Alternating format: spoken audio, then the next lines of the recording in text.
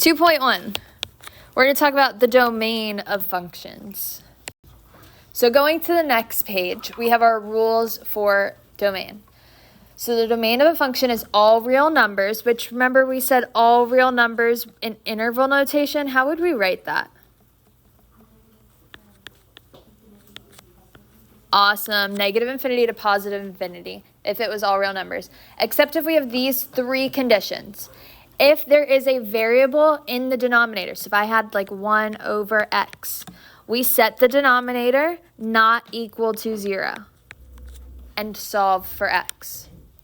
If there is a variable under a square root, so if I had like the square root of x, we set the expression under the square root greater than or equal to 0. So whatever is under the square root, we make it greater than or equal to 0.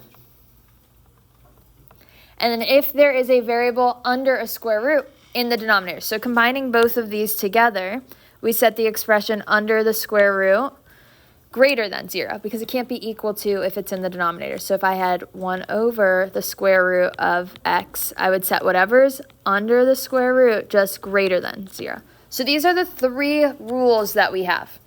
So we have to follow these three rules when finding our domain. So looking at A on the next page, it says find the domain of the function.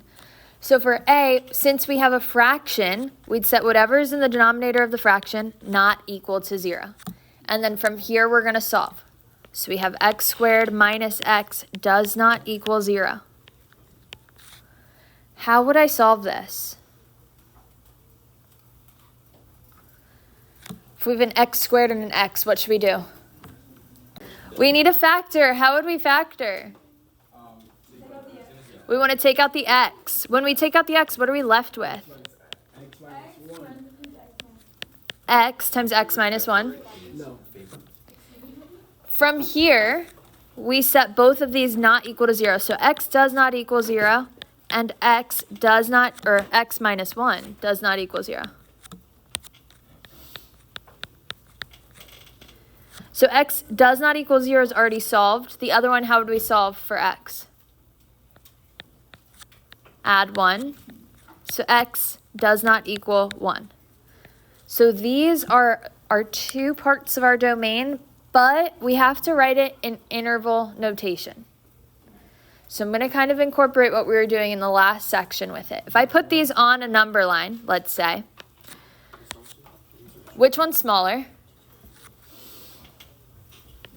0 and then 1. So I'd have an open circle at 0 and an open circle at 1, but we're talking about everything else. So if I were to write this in interval notation, how would we write it?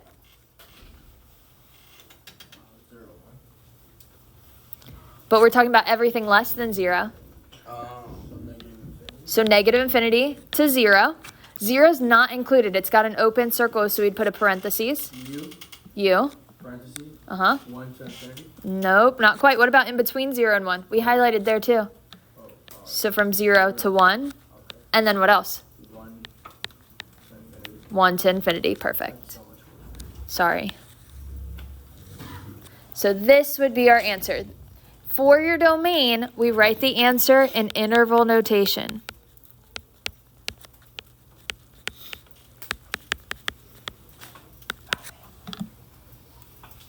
Let's do B. So for B, we set whatever's under the square root greater than or equal to 0. So that was our rule that we talked about on the last page. If you have a square root, you set whatever's under the square root greater than or equal to 0. So I'm going to solve it over here. We have 9 minus x squared is greater than or equal to 0.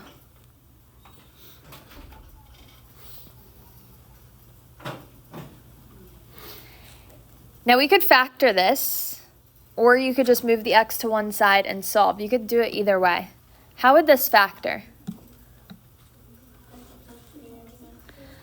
Yes, but switched because the 9 comes first, so it'd actually be 3 minus x and 3 plus x. So it's the difference of squares, but since the 9 comes first, the 3 has to come first.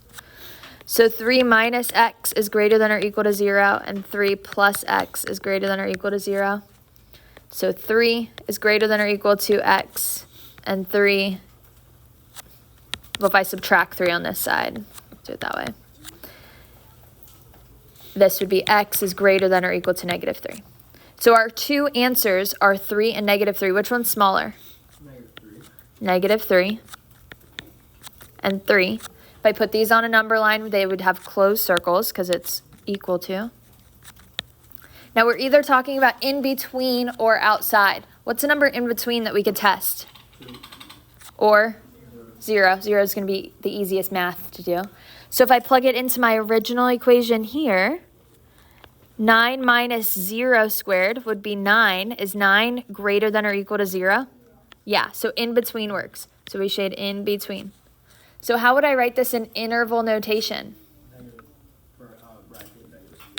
Negative 3 to 3 with brackets because they were closed circles. So this would be our answer. So you have to test a number to shade. So we tested 0, which fell in between. Since this was true, that means we shade where 0 is. If it was false, if it was like 9 is less than 0 and it was a false statement, we would shade outside, the opposite of where 0 is. You can choose any number. All right, let's look at C. So when we have a square root in the denominator, this was our third rule that we had on the last page. So we set whatever's in the denominator greater than 0. So we take whatever's under the square root in our denominator, make it greater than 0. So t plus 1 is greater than 0. So I'm going to subtract 1 on both sides. T is greater than negative 1. So if we put this on a number line, greater than would be which direction? To the right. So I would shade to the right. Because it can't be equal to when it's in the denominator. So on the last page where we had the 3 rules, this was the third one. If it's in the denominator, it's just greater than 0.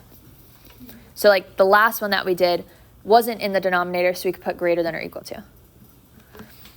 Now, how would I write this in interval notation? Awesome. Parentheses, negative 1 to infinity. Perfect. So this would be our domain. Now, looking at D. Our 3 rules were if we had a fraction, if we had a square root, or if we had a square root in the denominator of a fraction. Do I have either one of or any of those 3 rules happening in D? So what do you think our domain would be for D? Awesome. Our domain would be all real numbers. So how would we write that in interval notation? Negative infinity to infinity. Negative infinity to positive infinity. Perfect. So if you don't have a square root and you don't have a fraction, you don't have to do any math here. Your domain is just all real numbers. So we're not solving for these questions. We're finding the domain, which we just have to know our 3 cases. If it's in the denominator, we set it not equal to 0. If it's under the square root, we make it greater than or equal to 0. Combining those together in the square root in the denominator is just greater than 0.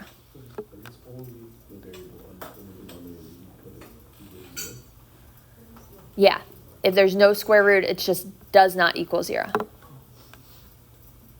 right, on the next page, we're going to evaluate the piecewise function at the indicated value. So first thing we have to do is figure out which piece this number applies to. So our first piece, we're talking about x values that are less than negative 2. Second piece is talking about x values in between negative 2 and 1. And the third piece is x values that are greater than 1. So for A, if it gives me the x value of 5, which piece does that fall into? 1, 2, or 3? 3. 5 is greater than 1, so we'd plug it into this piece here. So I would plug 5 into the x. So I have 5 plus 4. What's 5 plus 4? 9. So our answer would be 9. So the hardest part here is just finding which piece it belongs to. Let's look at B. So here we have 1/3. Which piece does 1/3 fall into? Awesome, negative 2 to 1. It's in between negative 2 and 1. So we're plugging it into here. Do I have an x to plug it into? In the second piece? No. So what do you think my answer would be? Just 3. So when it doesn't even give you an x value, it's just the y. It's just the number. Let's look at C. So we have negative 9 over 2. It might help either change this into a mixed number or make it a decimal. How many times does 2 go into 9? 4 times with 1 left over, so negative 4 and 1/2. Which piece would this fall into? The first one. X is less than negative 2. So we have 2. Now I'm plugging it into the x here. So 2 times negative 9 over 2 squared minus 3. I know we don't love fractions, but this is good practice. When we have a fraction squared, you have to square the numerator and the denominator. So what's negative 9 squared? Negative 9 times negative 9. 81. And what's 2 squared? 4. Minus 3. So 2 times 81 over 4. When we multiply with fractions, multiply straight across. So 81 times 2 would be what? 162 over 4 minus 3. Can I simplify 162? Probably. What goes into both of them? 2. So I can divide them both by 2. So we get 81 over 2 minus 3. What do we need when we're adding or subtracting with fractions? We need a common denominator. So what am I going to multiply the second one by? 2. So I can make it 6 over 2. So 81 minus 6 is? Awesome, 75 over 2. So that would be our answer. Lastly, let's do D. Our x value is negative 4. Which piece does that fall into? The first one again. Negative 4 is less than negative 2, so that would fall into this one. So same thing, we have 2 times negative 4 squared minus 3. So again, just follow your order of operations. What's negative 4 squared? 16. So we have 2 times 16 minus 3. What's 2 times 16? 32 minus 3?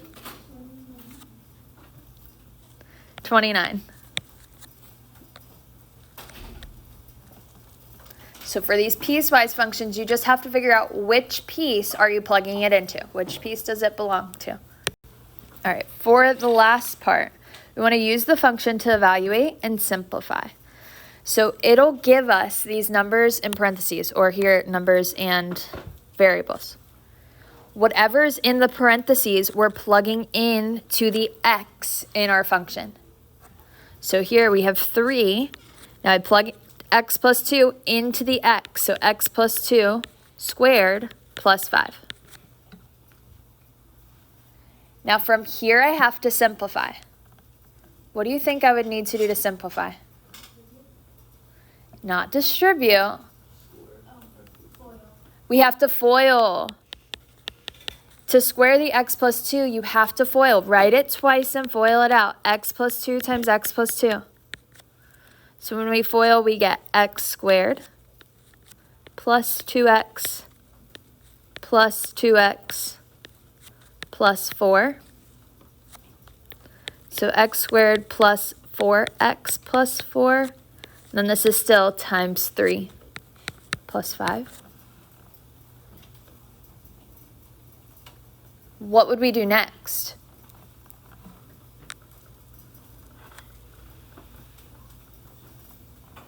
So after we FOIL, what should we do next? Awesome, distribute the 3. So 3x squared plus 12x plus 12 plus 5. Then what should we do?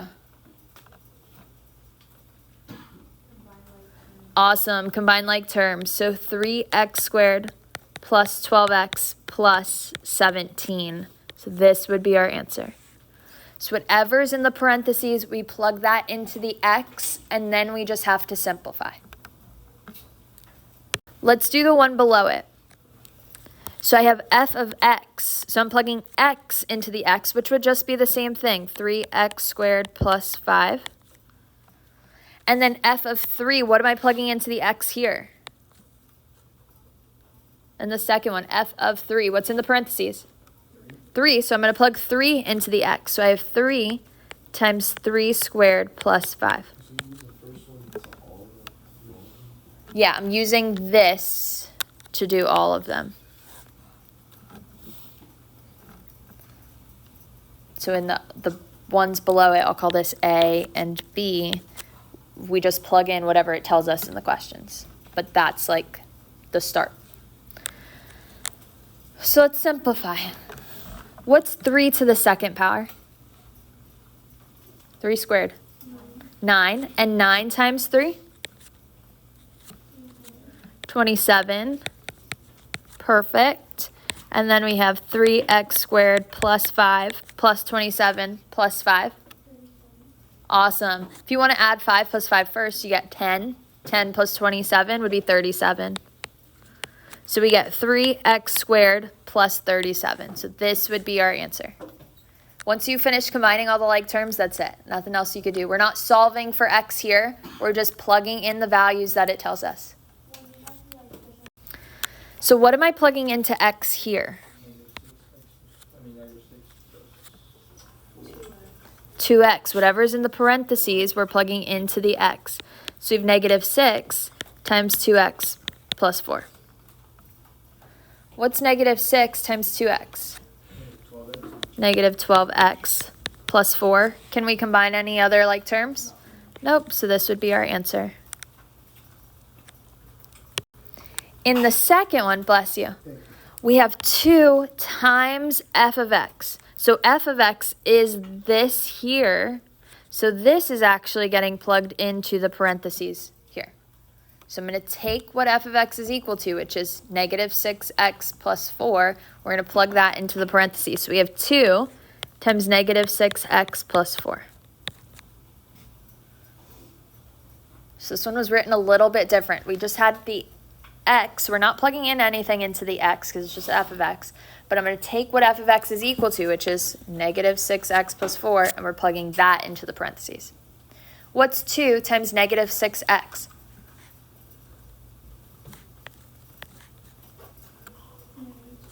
Negative 12x. And what's 2 times 4? 8. So this would be our answer. All right, so the one on the bottom, our third one here. F of x squared. What am I plugging into the x here? X squared. So I'm going to take x squared, plug it into x. We have x squared minus 3. Do we have any like terms? No. Nope, so that would be our answer.